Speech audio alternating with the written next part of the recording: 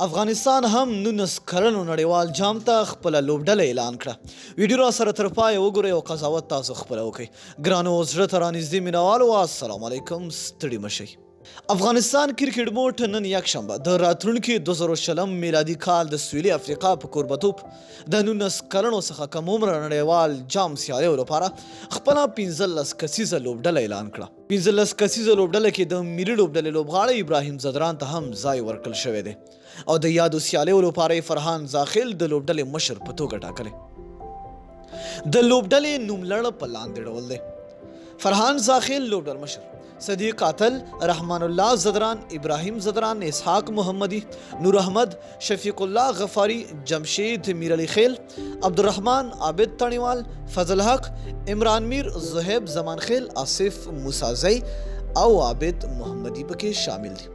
په احتیاطي لوبغاړو کې همداشان سمیع الله سالارزی، مجید عالم، عارف خان، اسلام زازی او احسان مندوزی شتون لري. د یادولو وړ ده چې 14 پړاو د 19 کلنو څخه کم عمره نړیوال 500 اوریزه جام سیالۍ به راتلونکي 2020 کال د جنوري میاشتې په 18 نیټه پیل چې د فبرورۍ میاشتې په 9 نیټه به پای ته ورسیږي. په دې جام کې ټول 14 لوبډلې اشتراک لري او په 4 ګروپونو ویشل شوي دي او د دوی ترمنځ به ټول 800 لوبې ترسره شي. د هر ګروپ څخه به 2 پیاوړي لوبډلې یعنی سوپر لیګ پړاو ته لار ومومي. په الف ګروپ کې هندوستان، جاپان، نیوزیلند او سریلانکا لوبډلې قرار لري. په بی ګروپ کې استرالیا، انګلستان، نایجیریا او ویسټ انډیز لوبډلې قرار لري. په سی ګروپ کې بنگلاديش، پاکستان، سکاټلند او زیمبابوې لوبډلې. په ډي ګروپ کې افغانستان، کاناډا، سویلي افریقا او عربي متحده امارات قرار لري.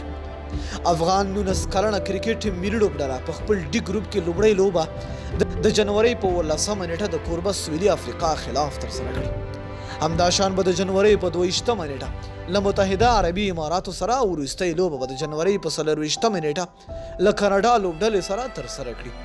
د یادونې وړ ده چې ځینو هیوادونو له وړاندې دغه جام د خپلې 15 کسیزه لوبډلې هم اعلان کړي دي. نو دوستانو دا د افغانستان لوبډله. تاسو څه فکر کوئ؟ قضاوت ستاسو په لاس کې دی. لاندې په کمنټ کې موږ سره خپل نظر شریک چې کوم لوبغاړي سره ظلم شوی دی او کوم یو سره نه. کوم لوبغاړي ته پکار و چې سکواډ کې اخیسته وي او کوم یو نه. لاندې په کمنټ کې د هغې نوم موږ سره ولیکئ. تر بیا بلې ویډیو د الله